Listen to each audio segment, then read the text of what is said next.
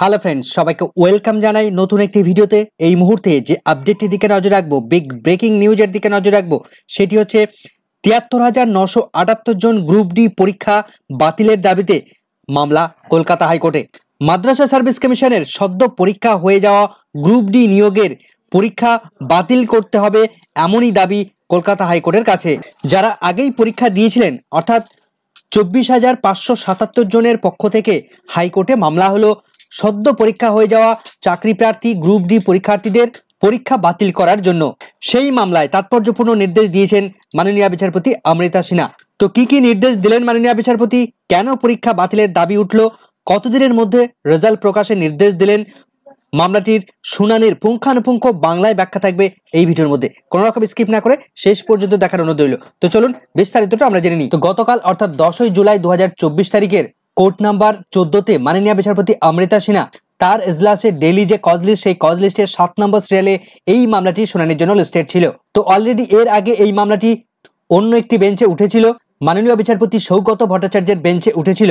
তো সেই মামলাটি করার মূল কারণ হচ্ছে যে মাদ্রাসা সার্ভিস কমিশন এই যে নতুন করে ৭৩,৯৭৮ জনের পরীক্ষা নিল, তার মূল কারণ কি, কেন তারা পরীক্ষা আবার নতুন করে নিল। তো যখন মাননীয় বিচারপতি সৌগত ভট্টাচার্যের বেঞ্চে এই মামলাটি ওঠে, তখন তিনি নির্দেশ দেন যে যেহেতু তিনি মাদ্রাসা সার্ভিস কমিশনের মূল মামলাটি তিনি শুনানি করিয়েছিলেন, এই কারণে তিনি এই মামলাটি আর নতুনভাবে তিনি শুনানি করাবেন না। এই কারণে তিনি চিফ জাস্টিস তার কাছে পাঠিয়ে দিয়েছিলেন এবং চিফ জাস্টিস থেকে তিনি নির্দেশ দিয়েছিলেন যে এই মামলাটি মাননীয় বিচারপতি অমৃতা সিনহার বেঞ্চে শুনানি করানোর জন্য। তো সেই মতো যথারীতি আজ শুনানির জন্য উঠেছিল। তো আজ মাদ্রাসা সার্ভিস কমিশন কি জানিয়েছে, তো আগামী দিনে এই ৭৩,৯৭৮ জনের চাকরি, তাদের পরীক্ষা কি বাতিল হবে কি হবে না, সেই বিষয়ে দেখব। মাদ্রাসা সার্ভিস কমিশন তারা কিভাবে রেজাল্ট বের করবে, সেই সংক্রান্ত বিষয়ে এই ভিডিওতে আলোচনা হবে। তো এই মুহূর্তে এই গ্রুপ ডি নিয়োগের জন্য টোটাল কত ভ্যাকেন্সি রয়েছে, সেই ভ্যাকেন্সিটাও আজ কিন্তু ক্লিয়ার করে দিয়েছে মাদ্রাসা সার্ভিস কমিশন। তো অ্যাকচুয়াল কি কারণে এই ৭৩,০০০ ক্যান্ডিডেটের পরীক্ষা তারা সেই সময় নিতে পারেনি, তার অ্যাকচুয়াল কারণ তারা আজ জানালো। তো চলুন ডিটেলসটা আমরা জেনে নিই। তো অ্যাপিলেট সাইডে ডেইলি কজ লিস্টে 10ই সেপ্টেম্বর 2024 তারিখে কোর্ট নাম্বার 14তে মাননীয় বিচারপতি অমৃতা সিনহা তার সিঙ্গেল বেঞ্চে এই মামলাটি আজ কিন্তু শুনানির জন্য লিস্টেড ছিল। তো আমরা দেখতে পাচ্ছি যে 7 নম্বর সিরিয়ালে এই মামলাটি শুনানির জন্য ছিল। অ্যাসাইন ম্যাটার হিসেবে মামলাটির পিটিশনার রয়েছেন Hafizul Haque versus state of West Bengal, যার রিট পিটিশন নাম্বার আমরা দেখতে পাচ্ছি 21918 2024-এর। এই মামলাটি আজ 7 নম্বর সিরিয়ালে লিস্টেড ছিল। মাননীয় বিচারপতি অমৃতা সিনহা তিনি বিস্তারিত শুনানি করেছেন। তার আগে 5/9/2024 তারিখে কোর্ট নাম্বার 18তে মাননীয় বিচারপতি সৌগত ভট্টাচার্য তিনি যে অর্ডার দিয়েছিলেন, সেই অর্ডারটি আমরা অর্ডার কপিটা দেখে নিচ্ছি। তো তিনি চিফ জাস্টিসের কাছে অ্যাসাইন করেছিলেন, সেটা আমরা দেখতে পাচ্ছি। তো চলুন আজকের শুনানি ডিটেলসটা আমরা জেনে নিই। তো পিটিশনারদের পক্ষ থেকে একজন ম্যাডাম লয়ার তিনি কথা বলছিলেন। তো তিনি একদম প্রথমেই জানান যে 2010 সালে মাদ্রাসা সার্ভিস কমিশন তারা একটা প্রিলিমিনারি পরীক্ষা নিয়েছিল 28শে নভেম্বর 2010 তারিখে। এরপর প্রিলি পরীক্ষা হয়েছিল 29শে মে 2011 তারিখে। এরপর 5 বছর ধরে এই নিয়োগ প্রসেসের কোনো রকমভাবে অগ্রগতি ঘটেনি। তো এরপর রিটেন টেস্ট যেটা নেওয়া হয়েছিল তার কোনো রেজাল্ট প্রকাশিত হয়নি। তো এরপর কলকাতা হাইকোর্টের সিঙ্গেল বেঞ্চে একটা মামলা হয়েছিল এই মাদ্রাসার নিয়োগ নিয়ে। তো সিঙ্গেল বেঞ্চ 2018 সালে এসে এই পরীক্ষার রেজাল্ট পাবলিশ করার নির্দেশ দিয়েছিল, কিন্তু সেই ডিরেকশন মাদ্রাসা সার্ভিস কমিশন ফলো করেনি। মাদ্রাসা সার্ভিস কমিশন তারা সেই অর্ডারটিকে চ্যালেঞ্জ জানায় এবং ডিভিশন বেঞ্চে একটি ম্যাট ফাইল করে এবং ডিভিশন বেঞ্চ 13ই জুন 2024 তারিখে ফাইনাল জাজমেন্ট প্রকাশ করে। তো ডিভিশন বেঞ্চের জাজমেন্টের প্যারা নাম্বার 17 এবং 19 যে প্যারা রয়েছে, সেখানে তারা উল্লেখ করেছেন যে সিঙ্গেল বেঞ্চের যে অর্ডার রয়েছে সেই অর্ডারটাকে কার্যকরী করার এবং ডিভিশন বেঞ্চ 3 সপ্তাহের মধ্যে এই রিক্রুটমেন্ট প্রসেসটা কমপ্লিট করার নির্দেশ দিয়েছেন। কিন্তু মাদ্রাসা সার্ভিস কমিশন তারা সেটাকে প্রসেস না করে তারা নতুন করে আবার পুনরায় পরীক্ষা নেওয়ার জন্য নোটিফিকেশন দিয়েছে এবং 1 সেপ্টেম্বর তারা পরীক্ষা নিয়েছে। তো পিটিশনারের লয়ার তিনি বলছেন যে এই ৭৩,৯৭৮ জন ক্যান্ডিডেটের পরীক্ষা মাদ্রাসা সার্ভিস কমিশন নিয়েছে, কিন্তু মাদ্রাসা সার্ভিস কমিশনের দাবি যে ৭৩,৯৭৮ জন তারা সেই সময় অর্থাৎ 2010 সালে বা 11 সালে যে পরীক্ষাটা হয়েছিল সেখানে তারা অ্যাপেয়ার করেননি, অর্থাৎ তারা পরীক্ষা দেয়নি। অর্থাৎ 29শে মে 2011 সালে যে পরীক্ষা হয়েছিল সেখানে তারা পরীক্ষা দেয়নি। তো মাদ্রাসা সার্ভিস কমিশন এই নতুন করে পরীক্ষা নেওয়াটা সম্পূর্ণভাবে ইললিগ্যাল, এমনটাই দাবি পিটিশনারদের।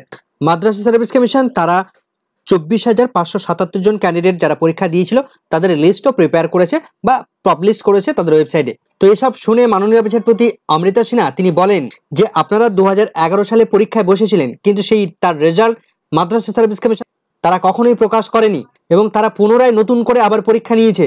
ইয়েস মাই লর্ড, কিন্তু নট ফর আস, অর্থাৎ আমাদের জন্য আবার নতুন করে পরীক্ষা নেয়নি।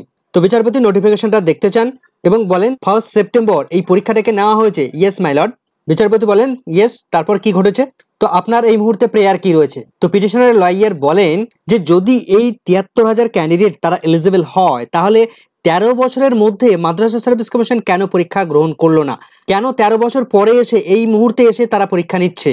যেখানে ডিভিশন বেঞ্চ তারা নির্দেশ দিয়েছে যে প্যানেলটাকে প্রকাশ করতে, যে পরীক্ষাটা ইতিমধ্যে অলরেডি গ্রহণ করা হয়েছে তার একটা প্যানেল প্রিপেয়ার করতে, সেখানে তারা কিছুই করেনি।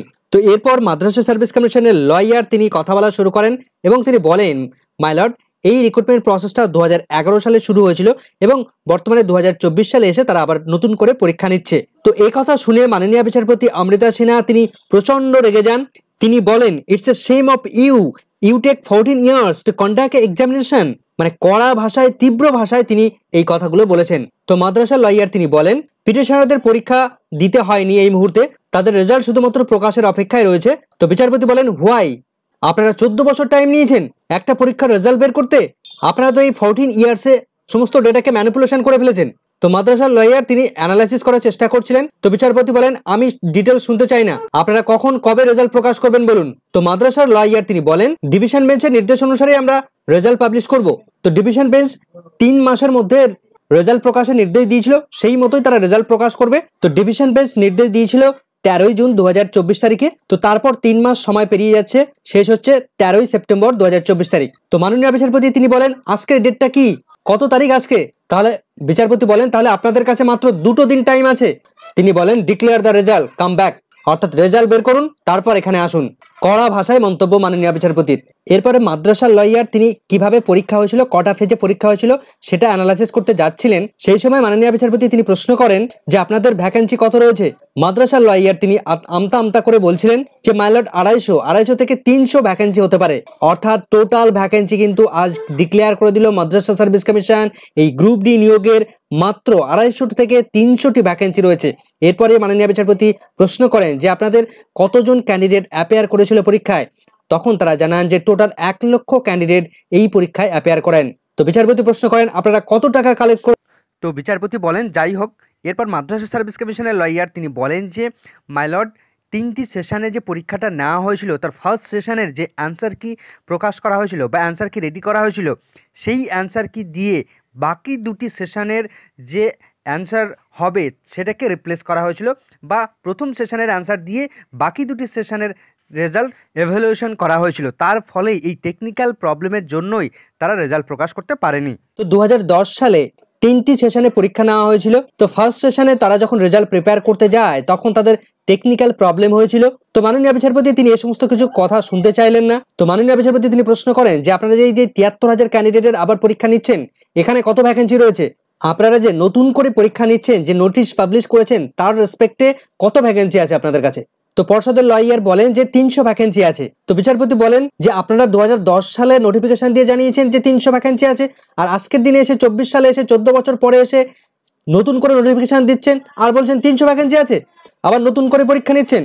তো কিভাবে পরীক্ষাটা হয়েছে, কিভাবে এভালুয়েশন গুলো করা হচ্ছিল, মাদ্রাসা সার্ভিস কমিশনের লয়ার তিনি বোঝানোর চেষ্টা করছিলেন। তো মাননীয় বিচারপতি তিনি বিস্তারিত কিছু শুনতে চাইলেন না, বললেন ঠিক আছে আপনারা 13 তারিখের পরে আসুন, আমি ডিটেলস শুনবো, আগে রেজাল্ট পাবলিশ করুন। তো এরপর পিটিশনারদের lawyer Bishakh Bhattacharya senior lawyer তিনি কথা বলা শুরু করছিলেন, তিনি ভিজিতে ছিলেন। তিনি বলেন যে মাই লর্ড, এই যে মাদ্রাসা সার্ভিস কমিশন তারা যে নতুন করে এক্সামিনেশন প্রসেস কন্ডাক্ট করছে সেখানটাই আমাদের আপত্তি, সেটাকে আমরা চ্যালেঞ্জ জানাচ্ছি।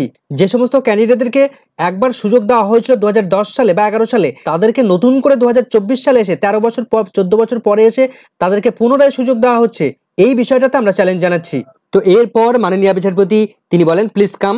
আর কিছু বক্তব্য তিনি শুনতে চাইলেন না, তিনি অর্ডার লেখা শুরু করলেন। তো অর্ডারের একদম প্রথমে ডিভিশন বেঞ্চের বিস্তারিত যে যে অর্ডার ছিল সেগুলোকে তিনি উল্লেখ করেন। এরপর তিনি মূল অর্ডারটা দিলেন মাদ্রাসা সার্ভিস কমিশনের। তিনি বললেন যে মূল যে আনসার স্ক্রিপ্টটা রয়েছে সেটার সম্পূর্ণটাকে এভালুয়েশন করার নির্দেশ দিচ্ছেন এবং প্যানেল প্রকাশ করার নির্দেশ দিচ্ছেন 3 মাসের মধ্যে, যে টাইম পিরিয়ড শেষ হচ্ছে 12 সেপ্টেম্বর 2024 তারিখ। অর্থাৎ আর মাত্র 2 দিন হাতে রয়েছে মাদ্রাসা সার্ভিস কমিশনের। এবং আরো নির্দেশ দিলেন যে ডিভিশন বেঞ্চ যে নির্দেশ দিয়েছিল সেই নির্দেশটাকে কড়া অক্ষরে যেন পালন করে মাদ্রাসা সার্ভিস কমিশন এবং এই মামলা পরবর্তী শুনানির ডেট হিসেবে তিনি 18 সেপ্টেম্বর 2024 তারিখ শুনানির জন্য লিস্টেড করে দিলেন। তো পিটিশনারের লয়ার তিনি আবার বলেন, মাই লর্ড, আমার প্রেয়ার প্যানেল প্রকাশ করাকে নিয়ে নয়, আমার প্রেয়ার হচ্ছে 1 সেপ্টেম্বর মাদ্রাসা সার্ভিস কমিশন তারা যে পরীক্ষা নিয়েছে সেই পরীক্ষাটাকে ক্যান্সেল করানো। তো মাননীয় বিচারপতি তিনি বলেন, ঠিক আছে, আপনারা ওই দিন আসুন, তারপরে কি করতে হয় সেটা আমরা দেখব।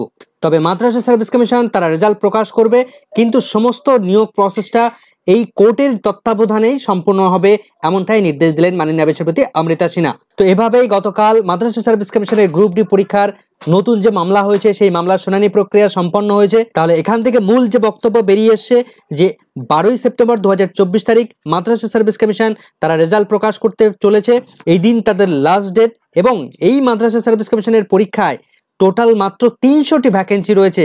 এত কম ভ্যাকেন্সি অথচ এত বেশি পরিমাণের ক্যান্ডিডেট, কম্পিটিশন কিন্তু যথেষ্ট হাই। তবে আপাতত মাদ্রাসা সার্ভিস কমিশন তারা রেজাল্ট প্রকাশ করবে এবং পরবর্তী পদক্ষেপ কি হবে, এই 73,000 যে ক্যান্ডিডেট তাদের কি হবে পরীক্ষা অ্যাকচুয়াল তাদের, সে বিষয়ে মাননীয় বিচারপতি অমৃতা সিনহা তিনি বিস্তারিত কিছু না বললেও পরের দিন 18 তারিখ কিন্তু সমস্তটা বিবেচনা করে দেখবেন। তো এইভাবে সমস্ত শুনানি প্রক্রিয়া সম্পন্ন হয়েছে। সম্পূর্ণ ভিডিওটা এখানেই শেষ করছি। ভিডিওটি সম্পূর্ণ দেখার জন্য সকলকে ধন্যবাদ।